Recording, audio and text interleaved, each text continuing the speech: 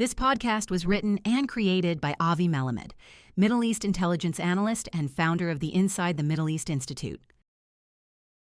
Imagine your national football team suffers this devastating tournament-ending loss on the world stage. But then the flight home is greeted with pillows on every single seat reading, "You brought us honor." Right, it's wild. And today we're looking at how a 90-minute loss transformed into this massive cultural victory.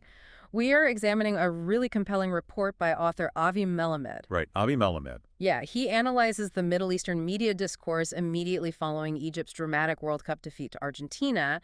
And, it reveals a landscape that is just far more complex than a simple scoreboard. Okay, let's unpack this.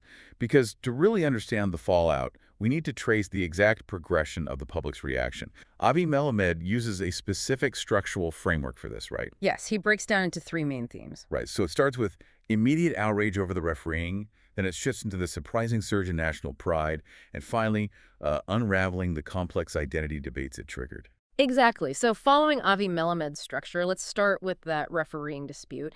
It wasn't just local bias, Wait. Yeah, you had prominent figures like Jose Mourinho publicly stating that Egypt's victory was stolen in broad daylight, even though, FIFA representative Giancarlo Collina firmly rejected those claims as meritless. Right. Well, if you are listening and you have ever felt cheated by a bad call, you might think this is just standard fan grievance. Oh, sure. But reading Avi Melamed's report, I see it more as a systemic critique. It's almost like a corporate bailout theory. Oh, absolutely. Avi Melamed details how Egypt's leading daily, Al Ahram, argued that FIFA engineered the outcome. Right. To protect their bottom line. Exactly. The economic theory driving that argument is fascinating because think about the tournament's context right then. Massive draws like Brazil were already eliminated. And the North American host nations, the U.S., Canada, and Mexico, they are all out too. Yeah, and ticket sales had reportedly plummeted by 40%.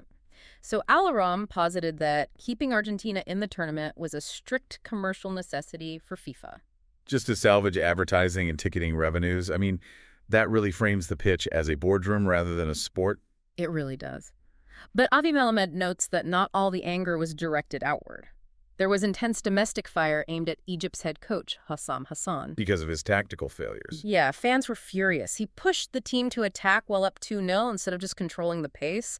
And then he completely dodged responsibility when the team collapsed. Well, that brings us seamlessly to Avi Melamed's second structural theme, which is this unprecedented national pride. Right, because that anger at the coach's tactics didn't poison the well at all. And this is where I struggle a bit. I mean, I understand being proud of the effort. Yeah. But how does an agonizing loss fundamentally shift a culture's view of itself? Well, Avi Melamed gives some great examples. Like commentator Akram Al-Qassas explained that simply pushing Argentina to the brink shattered a profound psychological barrier. Right. Yeah, it proved Egyptian athletes could stand toe-to-toe with global titans. And Mohammed El Sayed pointed to the resilience of this new generation. Right, showing a spirit that elevated the standing of both Egypt and the broader Arab world, which explains those Egypt Air pillows on the flight back that Avi Melamed mentioned. Exactly. It wasn't about the final score. It was about validation on a global stage. Right. And Avi Melamed shows how this discourse inevitably expanded from the pitch to broader geopolitics. And this raises an important question. How much symbolic weight are these nations actually placing on these athletes? Right. According to Lebanese columnist Yakan Al-Taki, this match was viewed as a direct challenge to American hegemony and Western dominance. Wow. Yeah, for nations historically positioned as underdogs, this was geopolitical resistance played out on grass. But that intense spotlight also illuminates internal fractures, right? When a team represents the soul of a nation, people start fighting over what that soul actually looks like. Yeah, and just to be clear, for you listening, we are just conveying the ideas contained in Avi Melamed's report here. We aren't endorsing any specific political viewpoints. Absolutely. We are just impartially reporting on his findings. And neutrally speaking, Avi Melamed outlines three internal tensions.